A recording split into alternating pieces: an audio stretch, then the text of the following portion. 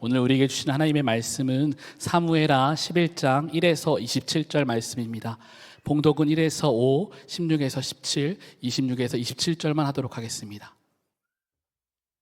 그 다음의 봄에 왕들이 출전하는 때가 되자 다윗은 요압에게 자기의 부하들과 온 이스라엘의 군인들을 맡겨서 출전시켰다.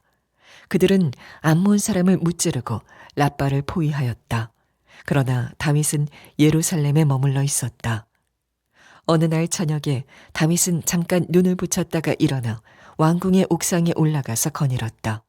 그때 그는 한 여인이 목욕하는 모습을 옥상에서 내려다보았다. 그 여인은 아주 아름다웠다.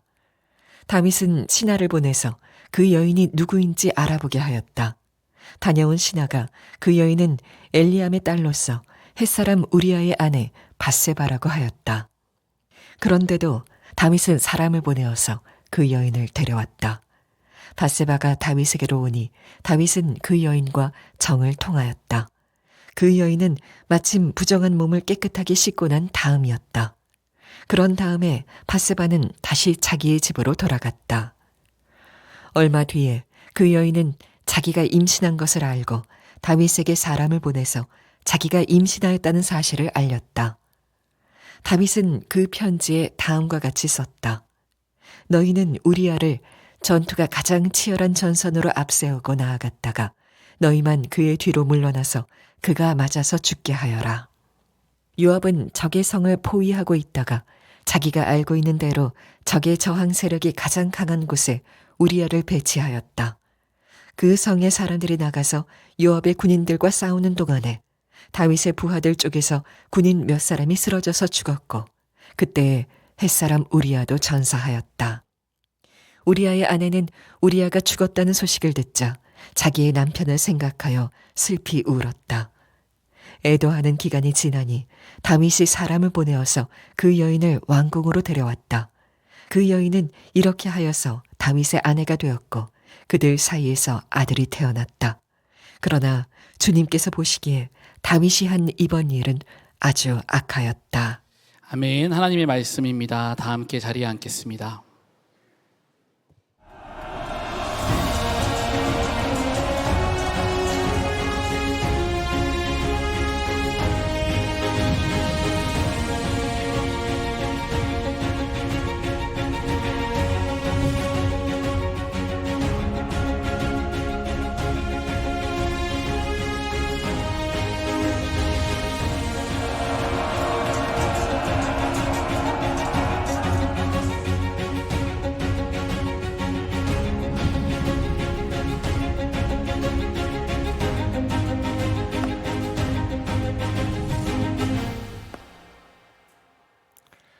주일 4부 예배 나오신 하나님을 사랑하는 모든 성도님들을 주의 이름으로 환영하고 축복합니다. 오늘 예배를 드리며 하나님을 사랑하는 그 마음이 곱절이 되기를, 더욱더 커지기를 주의 이름으로 축복합니다. 제가 지난 월요일에 8살, 6살 두 아들과 함께 야외 벤치에서 행복한 시간을 보내고 있었습니다. 그런데 갑자기 순식간에 아수라장이 되었습니다. 날벌레가 저희 둘째 아이 눈에 들어간 것입니다. 아이는 아파서 어쩔 줄 몰라 했고 눈을 어떻게든 간신히 뜨게 해서 보니까 쌀 한 톨만한 크기의 검은 벌레가 딱 붙어 있었습니다. 아이는 그때부터 이 벌레가 빼내질 때까지 울면서 몸부림쳤습니다. 다시는 일어나기 원하지 않는 사건이었죠. 그런데 그 사건을 찬찬히 그날 저녁 돌아보면서 제 안에 이런 질문이 문득 들었습니다. 아이가 벌레가 들어갔을 때 즉시 몸부림치면서 떨어질 때까지 몸부림쳤듯이 나는 내 영혼에 죄가 들어왔을 때 그것이 떼어내질 때까지 몸부림치고 있나? 그러나 부끄럽게도 그럼 하고 자신 있게 답이 나오지 않았습니다. 오늘 사무엘하 11장 본문 속 다윗도 바로 그러했습니다. 그의 영혼에 죄가 들어왔습니다. 그러나 다윗은 그 죄를 즉시 떼어내지 않았습니다. 그리고 떼어내지 않은 죄가 눈덩이처럼 불어나는 것을 그림 언어로 보여주는 것이 오늘 사무엘하 11장 본문이지요. 분명 다윗은 앞장인 사무엘하 10장까지만 해도 승승장구했습니다. 쉽게 사라지지 않는 하닷 에셀, 그 강력한 적도 온 이스라엘 군대를 동원하여 시원하게 물리쳤죠. 그러나 승승장구했던 그의 교만함이 문제였는지 다윗의 마음이 조금씩 하나님으로부터 멀어지기 시작했는데 그 증상이 오늘 본문 1절 말씀에 나옵니다. 그 다음에 보면 왕들이 출전하는 때가 되자 다윗은 요압에게 자기의 부하들과 온 이스라엘의 군인들을 맡겨서 출전시켰다. 그들은 암몬 사람을 무찌르고 랍바를 포위하였다. 그러나 다윗은 예루살렘에 머물러 있었다. 다윗은 지난해에 못다했던 암몬 정복 전쟁을 완수하기 위해 자신은 예루살렘 왕궁에 머물고 나머지 부하들은 출전시켰습니다. 분명 성경은 왕들이 출전하는 때라고 하며 왕도 직접 전쟁에 나가는 것임을 말하고 있습니다. 즉 다윗은 지금 사명의 자리에서 이탈한 것입니다. 게다가 암몬 족속이 누구입니까? 하나님의 대적이요 원수이지요. 이 전쟁은 다윗 개인의 전쟁이 아니라 하나님의 전쟁이었습니다. 그래서 다른 전쟁은 모르더라도 암몬과의 전쟁만큼은 다윗이 필히 나가 진두지휘했어야 했던 것이죠. 이처럼 다윗이 1절 말씀에서 예루살렘에 혼자 머물고 있었다는 것은 그의 마음이 하나님으로부터 조금씩 멀어졌다는 것을 말해주고 있습니다. 사랑하는 성도 여러분,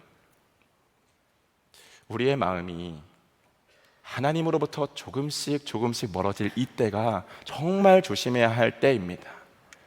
성경이 뭐라고 말하고 있습니까? 마귀에게 틈을 보이지 말라. 우리가 살고 있는 이 세상은 호락호락한 세상이 아닙니다. 왜요? 공중의 권세를 마귀가 잡고 있으니까요. 하나님과 우리 사이에 틈이 벌어지는 순간 마귀가 치고 공격을 해오니까요. 다윗도 예외가 아니었어요. 2절 말씀을 보니까 어느 날 저녁에 다윗은 잠깐 눈을 붙였다가 일어나 왕궁의 옥상에 올라가서 거닐었다. 그때 그는 한 여인이 목욕하는 모습을 옥상에서 내려다 보았다. 그 여인은 아주 아름다웠다. 예루살렘 왕궁에 혼자 머물면서 다윗이 뭘 했다고 증언하고 있습니까? 낮잠을 즐겼습니다.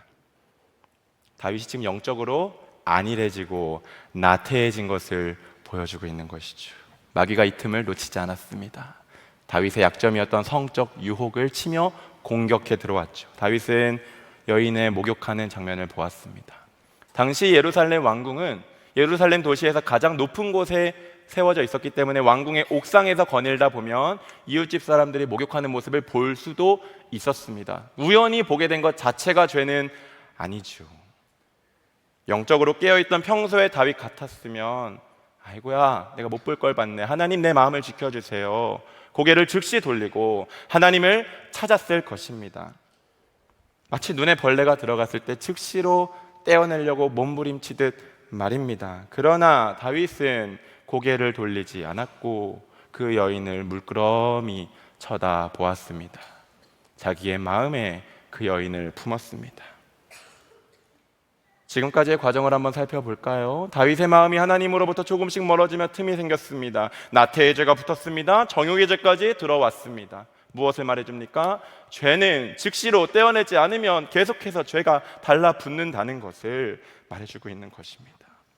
더 무서운 사실은 다윗의 죄가 여기서 끝나지 않는다는 사실이죠. 다윗은 자신의 마음에 품은 그 여인을 너무나 취하고 싶었습니다. 그래서 사람을 보내서 그 여인을 알아보게 했습니다. 알아보지 말아야 할 것을 알아봤던 것이죠. 그러나 하나님은 사랑하는 자신의 종 다윗이 여기서 멈추고 돌이키기를 바라셨습니다. 그래서 다윗이 보낸 그 사람을 통해서 다윗이 멈출 기회를 주셨는데요, 3절 말씀이 이렇게 증언하고 있죠. 다윗이 사람을 보내 그 여인을 알아보게 하였더니 그가 아뢰되 그는 엘리암의 딸이요 햇사람 우리아의 아내 밧세바가 아니니까 하니. 그 사람이 뭐라고 보고했습니까? 우리아의 아내 밧세바가 아니니까 왕이시여 라고 보고한 것입니다. 즉 그 여인만큼은 취해서는 안 됩니다 라고 아주 단호하게 보고한 것이죠. 전령이 왕에게 말입니다. 그 여인을 알아보니까 다윗의 신하의 가족이었던 것입니다. 엘리암의 딸 우리아의 아내. 엘리암이 누구입니까? 다윗의 모략가 아히도벨의 아들입니다. 즉 밧세바는 그럼 누구입니까? 아히도벨의 손녀였습니다. 우리아의 아내 밧세바, 우리아는 누구입니까? 다윗의 30용사 안에 드는 측근이었습니다. 아무리 그래도 왕이라도 신하의 가족을 취해서는 안 됐던 것이죠. 그러니까 전령은 이것을 다 알아보고 나서 왕이시여, 밧세바만큼은 안 됩니다. 아니니까 단호하게 보고했던 것이고, 이것은 정욕에 불타오르고 있는 다윗을 향한 정신 차리라는 하나님의 얼음 냉수였던 것입니다. 돌이키고 멈출 기회를 주셨던 것이죠. 이때라도 다윗이 멈췄다면 얼마나 좋았을까요? 아유, 내가 헛된 마음을 품었었네. 그러나 다윗은 자신의 삶에 죄가 들어오는 것을 가볍게 여겼습니다. 자신이 이 죄의 대가도 책임질 수 있을 거라 착각했습니다. 그래서 다윗은 계속해서 죄가 달라붙는데도 그 죄를 쫓아내려는, 떼어내려는 몸부림조차 치지 않았습니다. 다윗은 결국 그녀를 불러와 잠자리를 가졌죠. 10계명 7계명, 간음하지 말라는 하나님의 명령을 어겼고, 10계명, 내 이웃의 것을 탐하지 말라, 아내를 탐하지 말라를 어겼습니다. 하나님이 이런 다윗을 보시며 얼마나 마음이 아프셨을까요? 이런 범죄한 다윗의 모습은 저 멀리 창세기 39장에 나오는 요셉의 모습과 너무나도 극명하게 대비가 되죠. 다윗은 누가 유혹하지도 않았는데 자발적으로 정욕에 이끌려서 범죄했습니다. 그러나 요셉은 끈질기게 보디발 장군의 아내가 자신을 유혹함에도 단호히 죄를 거부하고 죄를 짓지 않았습니다. 이 둘의 차이가 무엇입니까? 하나님과의 관계입니다. 다윗은 하나님으로부터 지금 멀어져 있었습니다. 그리고 요셉은 마음의 중심에 하나님을 모시고 있었습니다. 그의 고백을 들어봅시다. 창세기 39장 9절 말씀입니다. 이 집안에서는 나의 위에는 아무도 없습니다. 나의 주인께서 나의 마음대로 하지 못하게 한 것은 한 가지뿐입니다. 그것은 마님입니다. 마님은 주인 어른의 부인이시기 때문입니다. 그런데 내가 어찌 이런 나쁜 일을 저질러서 하나님을 거역하는 죄를 지을 수 있겠습니까? 요셉의 마음에 누가 계셨다고요? 하나님이 계셨다고요. 그랬기에 보디발 장군의 아내가 끈질기게 날마다, 성경에 보면 날마다 유혹했다 해도 넘어가지 않았습니다. 뒤에 우리가 살펴보게 될 우리아의 이야기도 마찬가지예요. 다윗은 우리아에게 온갖 유혹을 하며 우리아가 집에 가서 편히 잠을 자며 아내 밧세바와 잠자리를 가질 수 있도록 했지만 우리아는 요지부동이었습니다. 왜냐하면 우리아의 마음에는 하나님의 임재를 상징하는 언약궤가 있었거든요. 이 요셉과 우리아의 이야기가 무엇을 말해줍니까? 마음의 중심에 하나님이 계시면 유혹이 아무리 강하더라도 범죄하지 않을 수 있다는 것을 보여주고 있는 것입니다. 그러니 사랑하는 성도 여러분, 유혹이 강해서 죄를 짓는 것이 아닙니다. 우리의 마음의 중심에 하나님을 모시고 있지 않기 때문에 우리가 죄에 걸려 넘어지는 것입니다. 우리가 범죄하는 것은 유혹의 강도에 달려있는 것이 아니라 하나님을 마음에 모신 여부에 달려있다는 것을 오늘 이 시간 꼭 기억하고 돌아가시기를 바랍니다. 그러므로 우리가 오늘 말씀을 들으면서 회복해야 할 것은 무엇입니까? 나와 하나님과의 무너졌던 관계입니다. 하나님과의 관계가 튼튼하면 아무리 주변에서 거세게 패역하고 음란으로 유혹해 온다 하더라도 결코 범죄하지 않습니다. 사도 요한도 이를 너무나 잘 알았기 때문에 믿음의 후배들에게 담대하게 이렇게 증언했습니다. 요한일서 3장 6절 말씀에 보면 그 안에 거하는 자마다 범죄하지 아니하나니 범죄하는 자마다 그를 보지도 못하였고 그를 알지도 못하였느니라. 마음의 중심에 하나님을 모신 그 사람 범죄하지 않습니다. 오늘 여기 모인 우리 모두가 마음에 하나님을 모심으로 요셉과 우리아처럼 범죄하지 않기를 주의 이름으로 축복합니다. 마음이 아프셨던 하나님, 이제라도 나의 사랑하는 종 다윗이 멈추기를 바라셨습니다. 그래서 하나님이 그의 죄를 드러나게 하셨습니다. 밧세바가 임신한 것이죠. 사랑하는 성도 여러분, 죄가 드러나는 것이 하나님의 사랑입니다. 죄에서 멈추고 돌이킬 기회를 얻을 수 있으니까요. 하나님께서 나의 죄를 드러나게 하셨을 때에 그 죄를 가리기 위해서 합리화하거나 더 많은 죄를 짓지 마시길 바랍니다. 그 죄가 드러났을 때에 겸손하게 거기에 멈추어 서서 하나님께로 돌이켜야 합니다. 그리고 피해자가 있다면 찾아가서 정직하게 그리고 겸손하게 용서를 구해야 합니다. 죄는 죄로 가릴 수 있는 것이 아닙니다. 가린다고 없어지는 것도 아닙니다. 죄의 문제에 대한 가장 최선책은 회개입니다. 그래서 다윗도 그 자리에 멈춰서 하나님께로 돌이켜야 했습니다. 자신의 죄가 드러났을 때 말이죠. 그러나 그는 그것을 은폐해 가리려고 했습니다.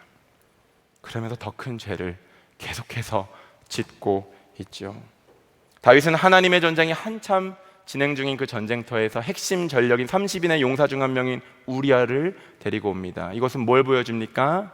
하나님의 전쟁이 이기냐 지냐는 별로 중요하지 않고 지금 내 죄를 가릴 수 있느냐 드러나느냐가 중요하게 된 다윗의 변질된 모습을 보여주고 있죠.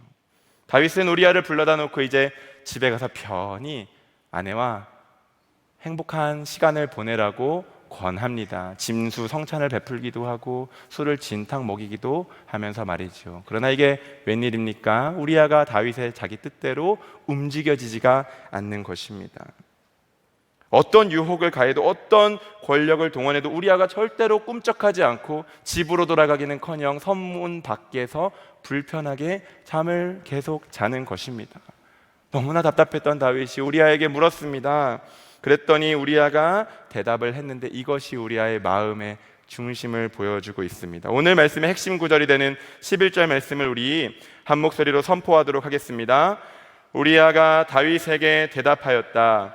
언약궤와 이스라엘과 유다가 모두 장막을 치고 지내며 저의 상관이신 요압 장군과 임금님의 모든 신하가 벌판에서 진을 치고 있습니다.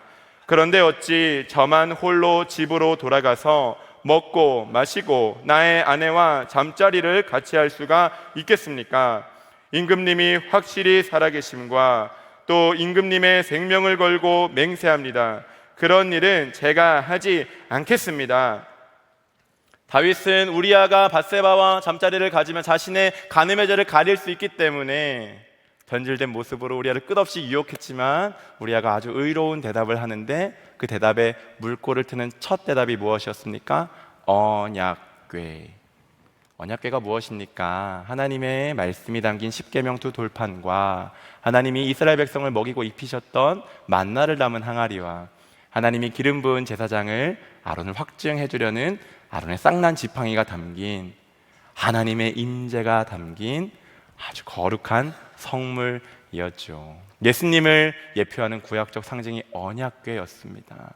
지금 우리아의 첫 대답이 그 언약궤가 나왔던 것입니다.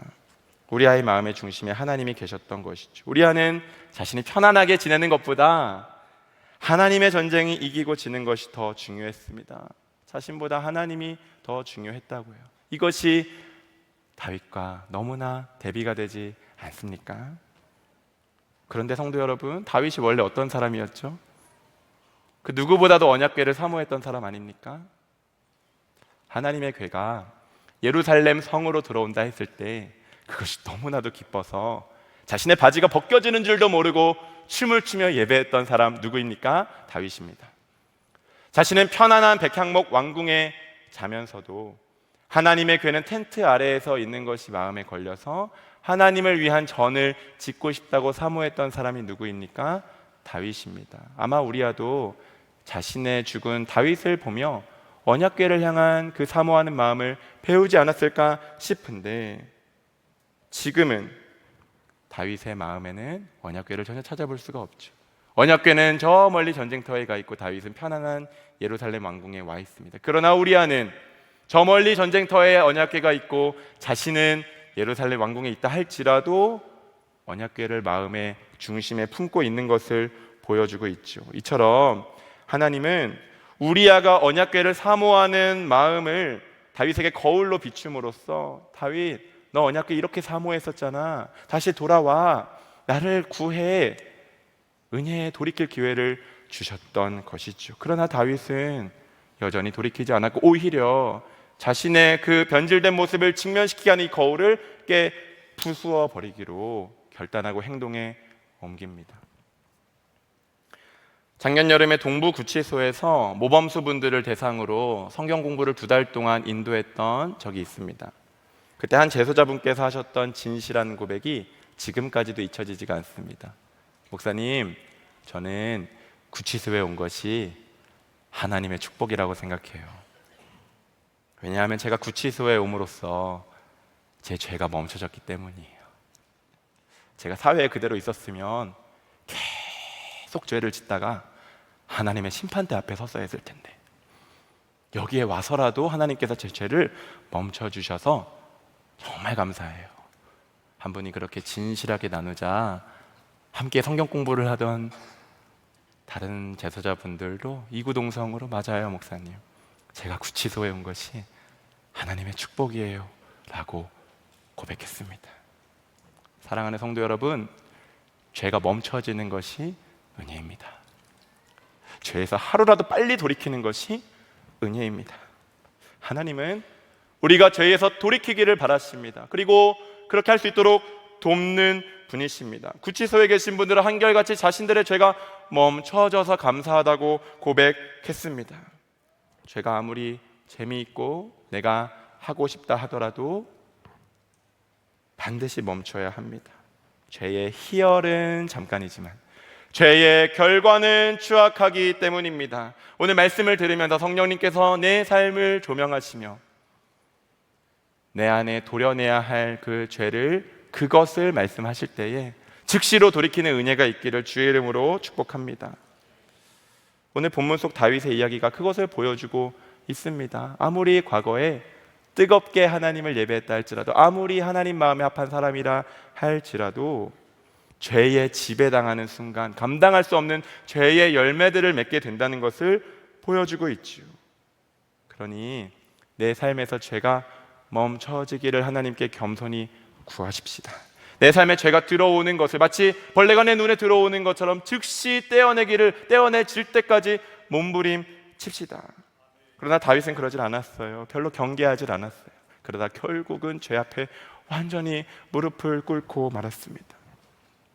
그 작은 죄, 이 정도 죄쯤이야 했던 그 무방비에 경계하지 않던 마음이 죄에 가공할 만한 힘에 다윗이 압도되어 눌려버리고 만 것이죠. 다윗은 이제 자신을 비추는 의로운 거울인 우리아를 깨뜨리기로 마음 먹고는 우리아를 죽이라는 편지를 써서 그 편지를 누구의 손에 들려서 요압 장군에게 보냈습니까? 우리아 자신의 손에 들려서 보냈습니다. 이제는 다윗의 눈에 사람도 보이지가 않았습니다. 이처럼 다윗의 마음이 딱딱해졌습니다. 하나님은 우리의 마음을 부드럽게 하는 분이십니다. 그러나 죄는 우리의 마음을 딱딱하게 만드는 존재입니다. 우리아는 다윗이 원하던 대로 전쟁터에서 전사했습니다. 불쌍한 우리 우리아. 다윗은 10계명, 6계명 살인하지 말라를 어겼습니다. 그리고 하나님의 전쟁이었던 암몬과의 전쟁이 패배하는 것도 별로 개의치 않았습니다. 다윗이 누구였습니까? 오늘 자꾸 다윗의 과거를 회상하게 되는 것이 너무나 안타깝습니다. 사울을 죽일 기회가 2번이나 있었음에도 하나님의 기름 부으신 자를 자신이 해칠 수 없다며 그 강력한 유혹을 물리쳤던, 하나님을 참으로 경외했던 사람 다윗 아니었습니까? 그런데 오늘은 우리아를 자신의 권력을 동원해서 죽이는 살인을 저지르고 말죠.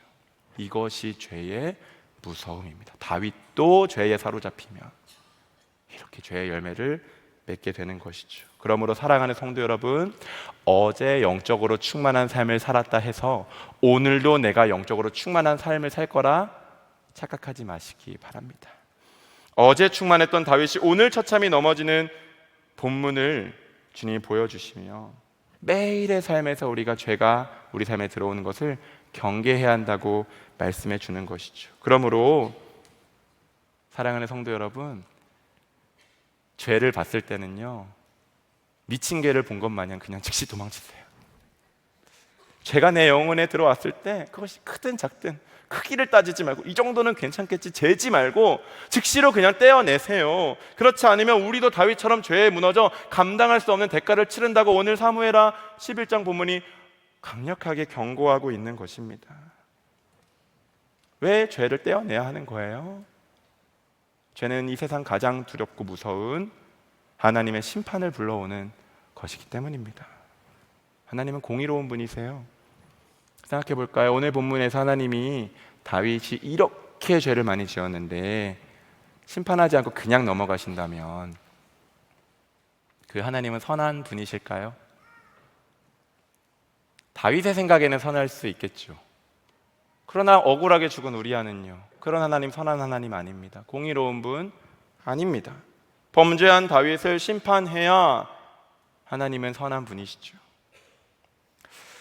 지난 5월 문화선교주일에 봤던 요한계시록 뮤지컬 참 감명 깊게 봤는데 소아시아 7교회 이야기를 다루고 있습니다. 그 중에 한 교회였던 서머나 교회 편에 보면 믿음의 신실한 증인 폴리캅 주교가 화형, 불에 타는 처형을 당하면서 외친 대사가 있는데요, 이곳에서 외쳤습니다. 제가 그 대사를 들으며 잘 박힌 모처럼 제 가슴에 새겨졌는데 대사가 이렇습니다. 사랑하는 서머나의 시민들이여, 나를 태우는 불은 곧 꺼지겠지만 아도나이 주님을 끝까지 믿지 않아 가게 될 지옥의 불길은 영원히 더 거세게 타오른다는 사실을 잊지 마십시오. 불길에 타면서 외쳤던 폴리캅 주교의 그 한마디가 저로 하여금 정신을 번쩍 나게 했습니다. 나 어떻게 살고 있지? 하나님 앞에 나의 삶 어떻지? 우리 하나님은 죄를 심판하시는 선하신 하나님이십니다. 그래서 다윗의 죄를 그냥 넘어가지 않으셨습니다. 오늘 본문 마지막 절에 돼서야 드디어 하나님이 전면으로 등장하시는데 심판자로 등장하십니다. 27절 하반절 말씀입니다. 그러나 주님께서 보시기에 다윗이 한 이번 일은 아주 악하였다. 얼마나 살떨리는 말씀입니까? 하나님 보시기에 다윗의 삶은 아주 악했습니다. 다윗은 지금 하나님의 심판에 직면했습니다. 멈춰라, 여기까지다, 돌아서라. 하나님이 은혜의 손길을 보이지 않는 사람들을 통해 계속해서 베푸셨음에도 아니요, 몰라요, 하기 싫어요, 반복적으로 거부했던 다윗이 이제는 마지막에 어떻게 됩니까? 하나님을 심판자로 만나게 되는 것입니다. 우리도 마찬가지입니다. 하나님이 은혜로 돌아와라, 멈춰라, 가선 안 된다 말씀하실 때 반복적으로 아니에요, 나중에요, 조금만 더 있다가요 미루다 보면, 거부하다 보면 그 결과 마지막에 하나님을 심판자로 만날 수 있다는 것을 우리가 두려워해야 할 것입니다. 그러므로 사랑하는 성도 여러분, 절대로 내 삶에 들어온 죄를 가볍게 여기지 마시기 바랍니다. 이 정도 죄쯤이야 하는 그 생각, 다윗처럼 파멸로 굴러떨어지는 문 입구에 서 있는 상황이라는 것 직시하셔야 합니다. 하나님은 죄를 심판하는 분이십니다. 죄는요, 이 인류 역사상 가장 끔찍한 대가를 치르게 한, 가장 값비싼 희생을 치르게 한 존재입니다. 죄는 하나님으로 하여금 희생하게 만들었습니다. 죄의 대가가 무엇이었죠? 하나님의 아들의 목숨값이었습니다. 죄의 대가가 하나님의 아들의 목숨값일 만큼 죄는 결코 가볍지 않습니다. 우리는 죄인이기 때문에 죄를 가볍게 여길지 몰라도 하나님은 죄를 결코 가볍게 여기지 않는다는 것을 그 희생의 대가를 보면 우리는 알 수 있지 않습니까? 하나님은 죄를 엄중하게 여기시는 것이죠. 그러므로 오늘 여기 모인 우리 모두에게 필요한 감각은 무엇입니까? 죄를 하나님처럼 심각하게 여기는 은혜가 있기를 축복합니다. 우리가 죄를 하나님처럼만 미워하고 엄중하게 생각했더라면 오늘의 내 삶은 과거와 지금처럼 될 수가 없는 것이죠. 죄를 심각하게 하나님처럼 여기는 마음만 있었다면 오늘의 내 삶이 결코 같을 수가 없는 것입니다. 그러므로 우리는 죄를 하나님처럼 심각하게 여기며 반드시 죄의 문제를 해결해야 하는 것입니다. 제가 참 좋아하는 신앙 동화책이 있습니다. 로버트 멍어라는 목사님께서 쓰신 내 마음 그리스도의 집이라는 책인데요, 그 책은 예수님이 주인공의 집에 들어가셔서 장소 곳곳에서 다니는 에피소드를 모은 이야기 모음집입니다. 여기서 주인공의 집은 주인공의 마음을 뜻하는데요. 이야기의 클라이막스 부에 가면 벽장 이야기가 나옵니다. 벽장은 어느 곳이었냐면 주인공이 개인적으로 보관했던 것들, 근데 남들에게 보이긴 좀 그렇고 더더욱이 예수님께는 보여드리기는 부끄러운 그런 은밀한 비밀스러운 것들이었습니다. 그런데 예수님께서 벽장에서 이상한 역겨운 냄새가 난다면서 벽장으로 가까이 가시는 것입니다. 주인공은 그 벽장만큼은 예수님이 건드리지 않기를 바라며 괜히 화가 났어요. 그 생각을 알아차리시고는 예수님께서 이렇게 말씀하셨습니다. 만약 내가 이런 냄새를 맡으면서까지 여기 머무를 것이라고 생각한다면 그건 오해다. 베란다 뒤편으로 내 침대를 내어 놓아야겠구나. 도저히 이런 냄새를 맡을 수가 없구나. 주인공은 예수님과 관계가 끊어지는 것이 너무나 무서웠어요. 그래서 용기를 내서 예수님께 벽장의 열쇠를 드리면서 이렇게 말했어요. 주님이 벽장을 여셔야 합니다. 주님이 그것을 깨끗하게 해주십시오. 제게는 그럴 만한 힘이 없습니다. 예수님은 키를 받아드시고는 벽장을 여셨습니다. 놀랍게도 순식간에 청소할 뿐만 아니라 수리도 다 하시고 페인트 칠까지 싹 해치우셨습니다.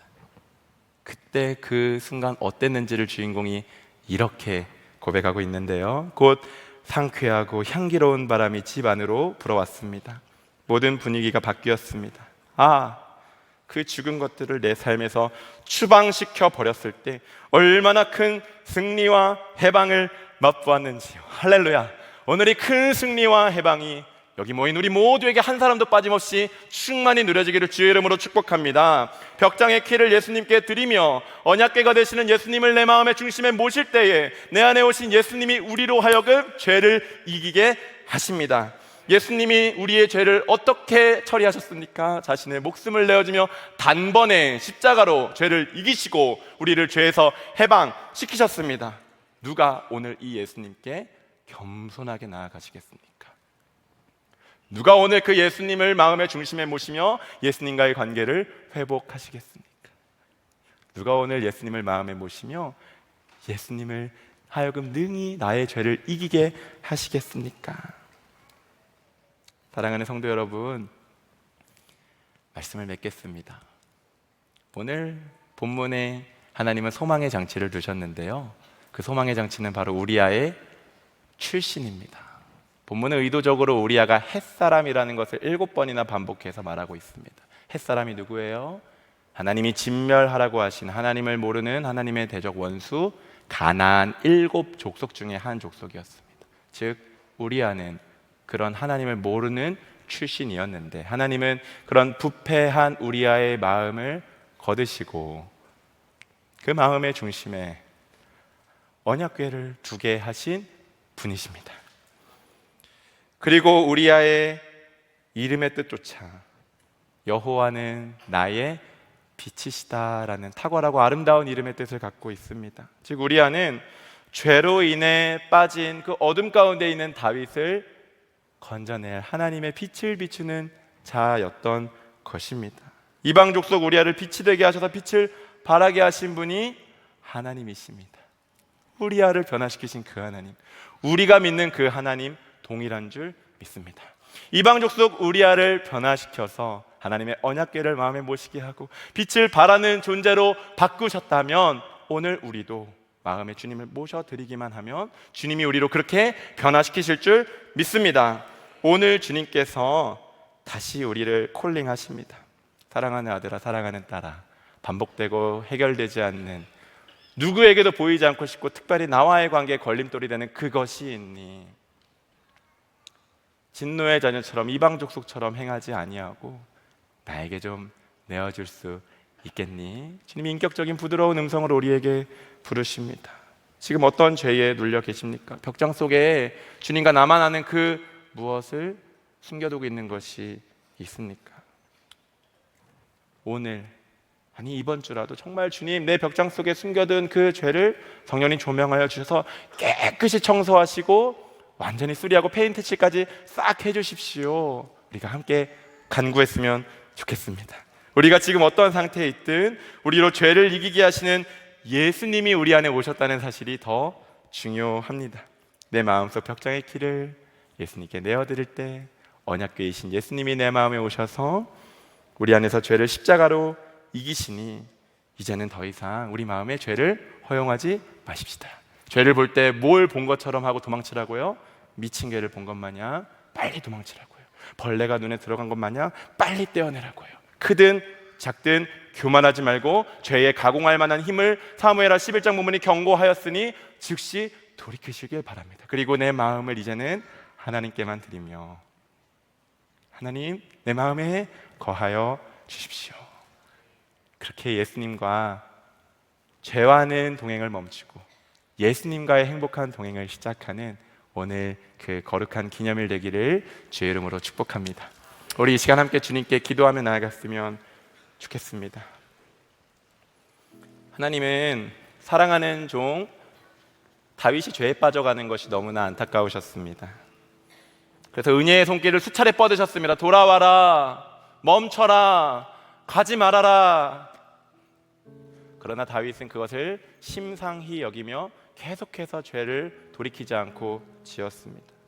하나님은 죄를 미워하십니다. 죄는 우리를 파괴하기 때문입니다. 하나님은 죄를 그대로 두지 않으십니다.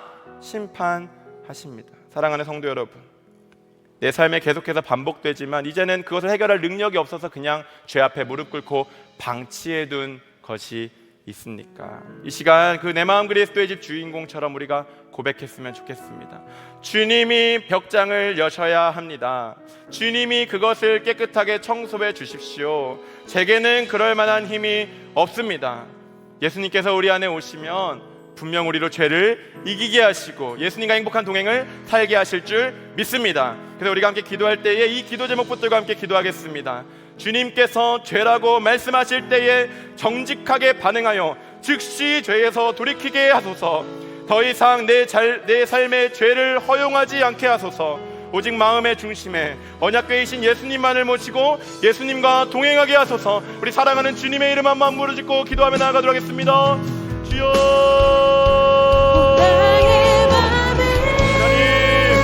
하나님이 사랑하시는 자로 불러주셨음에도 여전히 하나님의 불익기라는 경고를 잊지 못하고 계속해서 죄의 길로 가는 우리를 불쌍히 여겨 주시옵소서.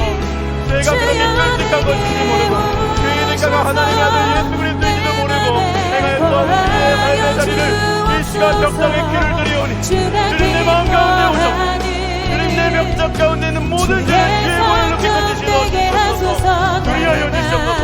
무너진 하나님과의 관계를 회복시켜 주시옵소서. 그리고 이제는 주님과의 행복한 동행을 해나갈 수 있도록 주님으로 내 마음이 충만해질 수 있도록 예수님만이 내 마음에 거하실 수 있도록 주님 언약궤이신 예수님을 내 마음에 두게 하여 주시옵소서. 그 놀라운 결단과 그 놀라운 돌이킴과 그 놀라운 동행이 오늘 6월 15일 주일 거룩한 절보자의 주님의 기회에 할 수 있도록 인도하여 주시옵소서. 거룩하신 하나님 아버지, 사랑하는 다윗을 부르셨듯 오늘 예배드리는 우리 모두도 한 사람 빠짐없이 다 불러주셔서 감사합니다. 사랑하는 아들아, 사랑하는 딸아, 너가 나를 얼마나 사랑하고 경외하는 줄 안다. 그러나 그건 아니다. 주님이 우리에게 경고하실 때에 그것이 즉시로 돌이켜질 수 있도록 은혜를 베풀어 주시옵소서. 다윗의 이야기가 나의 이야기 되지 않게 하여 주시옵소서. 하나님이 다윗을 사랑하셔서 다윗의 무너짐을 보며 아파하셨던 그 비극이 우리의 삶에 재발되지 아니하도록 주님 도와 주시옵소서. 그래 사랑하는 모든 성도들이 이번 한 주 삶을 살아갈 때에 진실로 하나님을 사랑하고 이제는 내 마음은 오직 주님의 것입니다. 완전히 벽장을 열어드리며 언약궤이신 예수님만을 마음에 모시고 예수님으로 충만하여져서 예수님과 행복한 동행을 힘있게 선한 영향력 미치며 걸어가는 축복을 허락하여 주시옵소서. 이 시간 거룩한 예물을 주님께 올려드린 손길들 주님 기억하여 주시고 그들의 삶의 자리를 잘 되게 하여 주시옵소서. 그리고 하나님께 드린 이 거룩한 예물이 하나님 기뻐하는 뜻에 온전히 쓰이게 하여 주시옵소서. 사랑하는 우리 조국 대한민국을 위하여 기도합니다.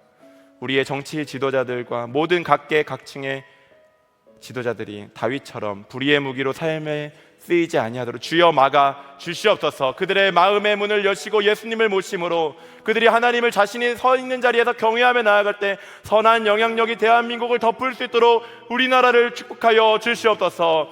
우리 사랑하는 남과 북이 복음으로도 속히 통일되게 하여 주시사 김국기 목사님, 김종훈 목사님, 최충길 선교사님, 장문석 집사님 차갑고 시린 그 옥에서부터 주님 속히 건져지는 은혜 있게 하여 주시고 하나님 북한의 그 악한 3대 세습 정권이 속히 무너지고 하나님의 나라가 북한 땅 가운데 그리고 이 남북의 통일 가운데 임하게 하여 주시옵소서. 지금도 열방 가운데 하나님 나라를 이루기 위해 달려가고 있는 모든 선교사님들을 주의 이름으로 축복하여 주시사 죄의 경계심을 더하여 주시고 죄에 무너지지 않도록 성령께서 보호하여 주시옵소서. 그들이 사람들을 파멸로 이끌어가는 죄로부터 현지인들을 주의 복음을 전함으로 건져내는 주의 놀라운 은혜의 도구로 선교사님들을 사용하여 주시사 먼 열방까지 하나님의 은혜가 역사가 넘치게 하여 주시옵소서.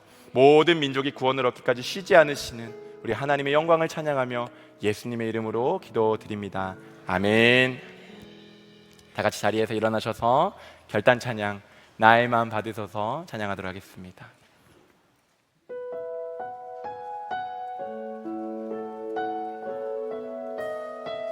나의 마음 받으소서. 나의 마음 받으소서.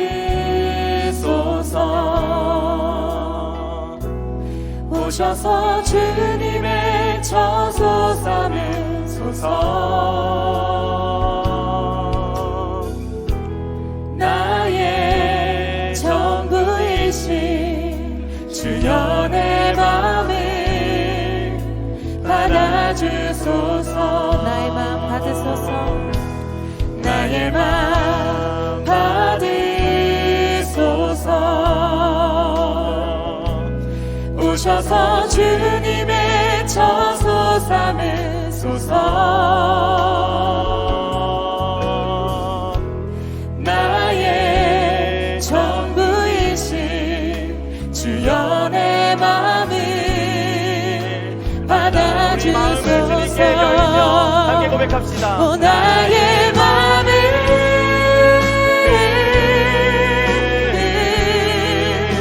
주님께 열었으니 주여 내게 오셔서 내 맘에 거하여 주옵소서. 주가 기뻐하니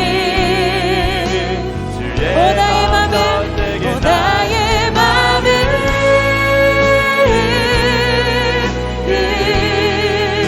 주님께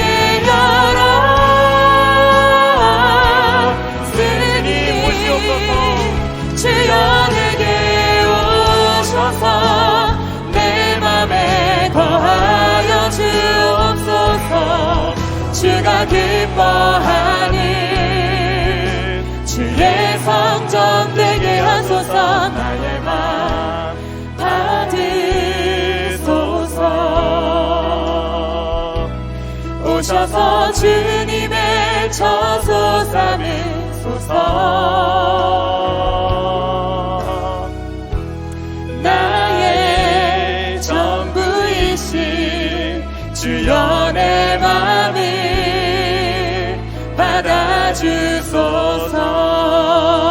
받아주소서. 축도하겠습니다.